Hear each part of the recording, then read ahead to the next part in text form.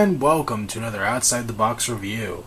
Today we are looking at the Wolverine First Class Comic 2-pack from Hasbro.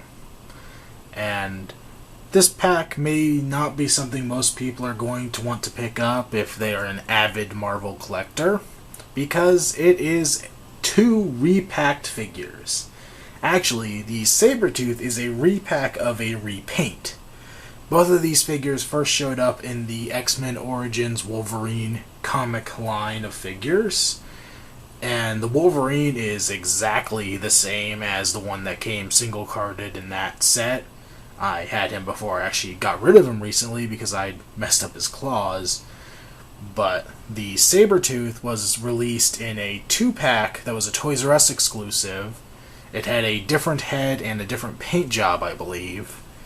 Maybe the paint job was the same. It's hard to tell from the pictures online. But it was him and a Wolverine in normal clothes on a motorcycle, which was kind of a weird 2-pack. I don't think it sold very well, if I remember correctly, from what I saw on the shelves.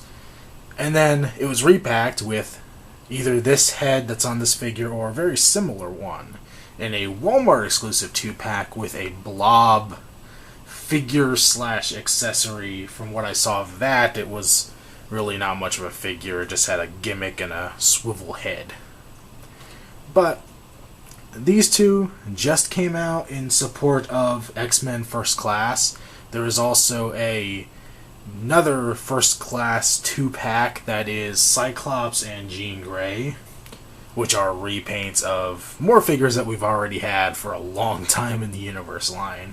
But I'm a big Sabretooth fan. I hadn't picked up one before, so I got this pack. First thing we're going to look at is the obligatory comic. To some degree, I could do without these. I'd rather just get a 2-pack of figures, pay a little less for them, and not have to worry about the comic. But they're a nice touch. I actually think eventually I may just cut these up and make a collage out of them or something, because they really don't have much in the way of value, seeing as that they're kind of fake reprints or whatever you want to call them. But that's nice enough, and it's good if you buy all of this stuff and maybe you don't know a character or two, you can pick up one of the comics and kind of get up to speed on the characters. We'll set the comic aside and we'll take a look at Wolverine. As I mentioned before, I had this Wolverine a while ago. I bought it when the X-Men Origins movie line just came out. I think I bought it before I saw the movie. And I saw the movie pretty shortly after it came out. But, I mean, it's a decent figure. I've actually, outside of this guy who I've bought twice now, I've avoided buying any Marvel Universe Wolverine figures so far. I love the character. I mean, any boy that grew up in the 90s is gonna love Wolverine. It was just the height of Wolverine's popularity, and I think the reason why he's such an enduring character to this day is the people who grew up with him and love the character. And this figure is definitely serviceable for a Wolverine figure. It's his brown and yellow costume, so not quite the classic 90s look. I'm actually holding off on getting a 90s looking Wolverine, since he is supposed to come with a Sentinel pack later this year. I think I might try to pick him up that way. But this figure is quite nice. I mean, it's the same sculpt as you're going to get with any costumed Wolverine, minus maybe the shoulder pads. The paint detail is pretty nice. The dark brown on here is glossy, which looks a little crummy to me. I kind of would prefer that to just be flat like the yellow on here. In the way of articulation, his head swivels. It goes up a little bit and down a little bit, not really much there. Is the ball-jointed mid-torso.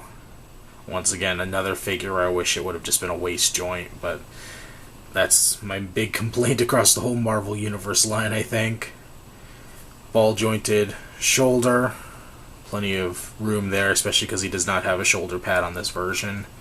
You can bend and swivel at the elbow. You can rotate at the wrist. The joint here at the hips is reminiscent of the movie line figures that Marvel does, or Hasbro does for Marvel. If you're familiar with the Iron Man or Captain America figures, you'll know this joint. It's the ball with the swivel one way, and then you have to rotate the whole ball to swivel the opposite way. I kind of wish it was a normal Marvel Universe articulation. Kind of surprised me they were so lazy with this one. I mean, they've re-released other characters, so they've gone back and put in the Marvel Universe articulation here. It's not like they don't have a Wolverine buck like that. But it's kind of annoying that they just really reused that old figure. He swivels up here, bend the knee at 2 points, and you can bend and rotate the foot. So very, very standard for a movie line figure. The paint apps is pretty nice, as I said before. There was a little bit of slop you could see here on his shoulder. There's a little bit of slop. The face is surprisingly clean. I am really surprised at how clear they got that face painted on there. And the snarling expression is a nice touch as well. Definitely a Wolverine trait.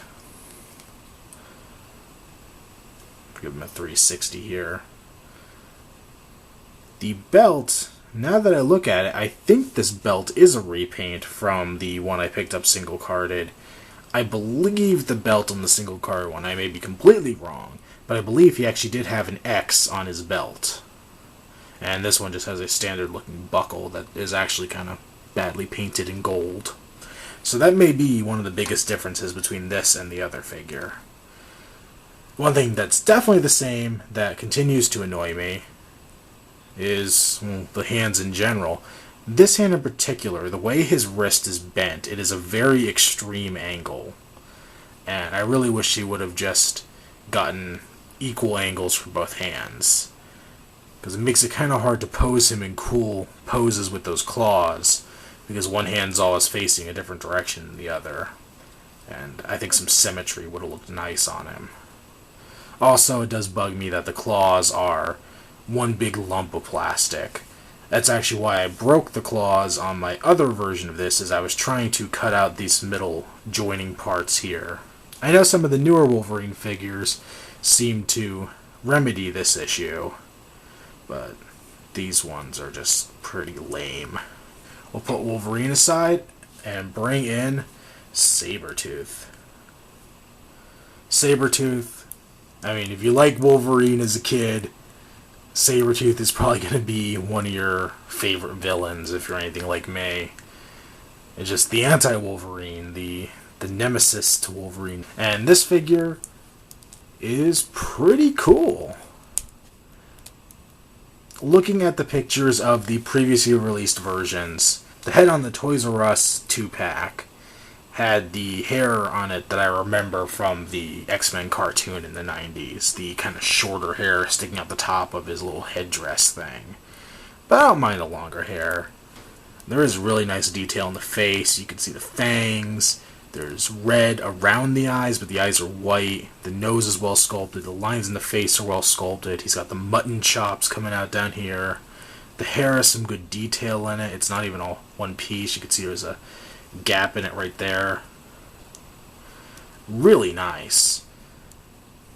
The fur thing around his neck is up there. I know a lot of people aren't fans of this Sabretooth design just for the fur collar on the spandex suit, but it's always been Sabretooth to me. The hands are really nice. Honestly, this whole body seems new, or unique at least, to this figure. At first I thought it might have been similar to the same body used for Colossus, but I don't think Colossus is nearly this muscular. This is still a bigger figure, and it just looks completely different than any of the other large figures that I've seen them put out of these guys. But the hands are really nice. The fingertips, it might be hard to see on camera, but they actually are a little bit sharp, giving him that true clawed look. The paint job is pretty nice. It matches Wolverine's. The orange is a deeper orange, but the brown is pretty much the same. It's a little less shiny, and I would have kind of preferred it on Wolverine. Honestly, I hate to say it, but kind of looks like he could be in Striper. And if you don't know what that is, it's an 80s band, and just look him up on Google Images. Stryper.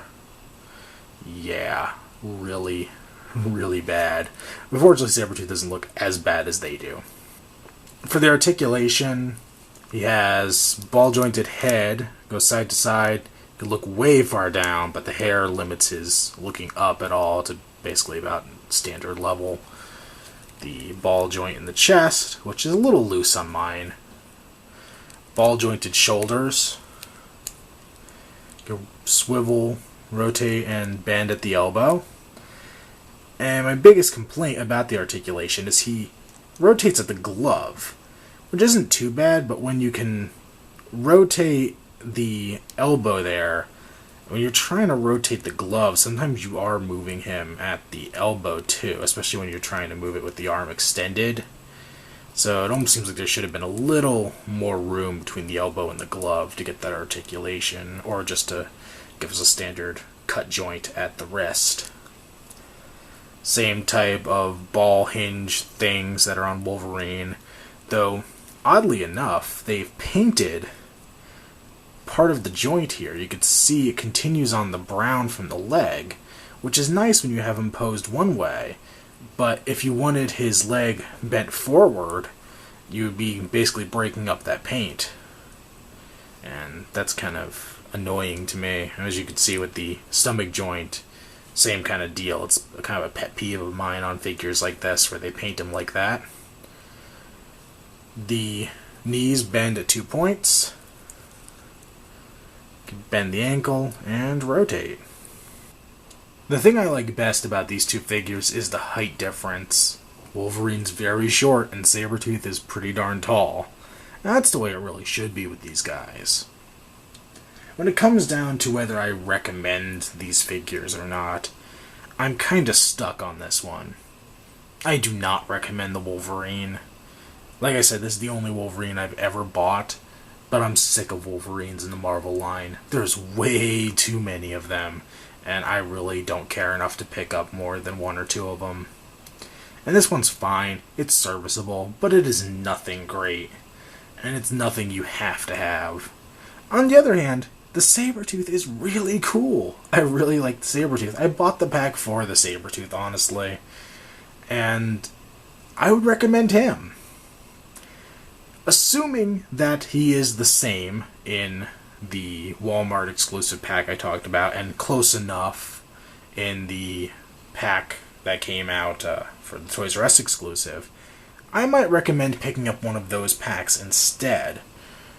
The blob that came with the one Sabretooth, from what I saw online, looks pretty lame, but then again, it's another figure that you're probably not going to get, at least for a while, in the normal Marvel Universe line, or anywhere else for that matter, as opposed to the bajillion Wolverines that we have. And the Wolverine on the motorcycle that came with the other 2-pack, once again, who cares about the Wolverine, even though it is a slightly different look for him, but the motorcycle's kind of cool. You could probably use it for, I don't know, maybe a blade, or if you want to do some customizing, put Ghost Rider on it. You could probably get something pretty cool out of it.